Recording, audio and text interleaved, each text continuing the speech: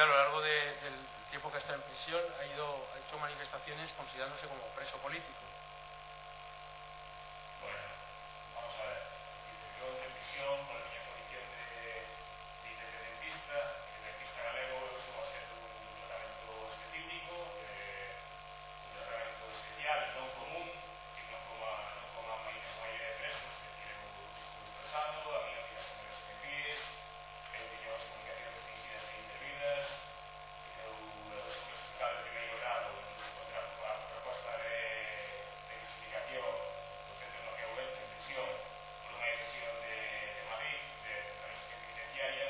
Nese sentido, entendo que a orixe que o movimento Madrid do tratamento que uso máis é unha cuestión política. Supone que son un preso político na medida en que se me dá un tratamento específico pola miña condición política, vaya. Dice que como independentista gallego no tiene el mismo trato en prisión que los demás presos comunes y por tanto entiende que desde ese punto de vista es él el que está siendo tratado como preso político, no es decir así, sino que es un trato diferente que se le da.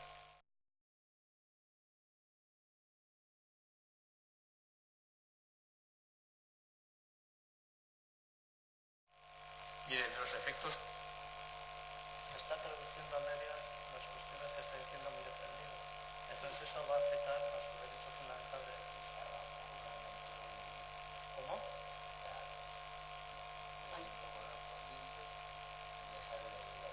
Pero es que se está traduciendo, se está Pero no interrumpa la sala.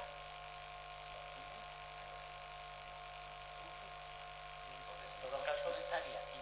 Que no interrumpa, por favor.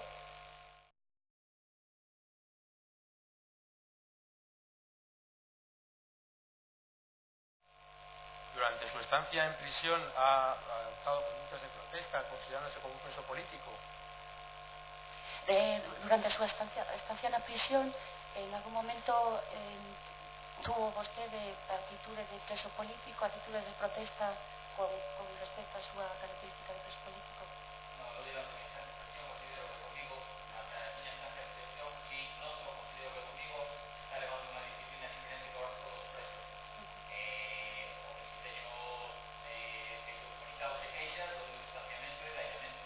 Junto a familia da miña terra. Durante su estancia en prisión se le está dando un trato diferente al resto de los presos y se le está tratando de manera diferente e incluso está en régimen de aislamiento.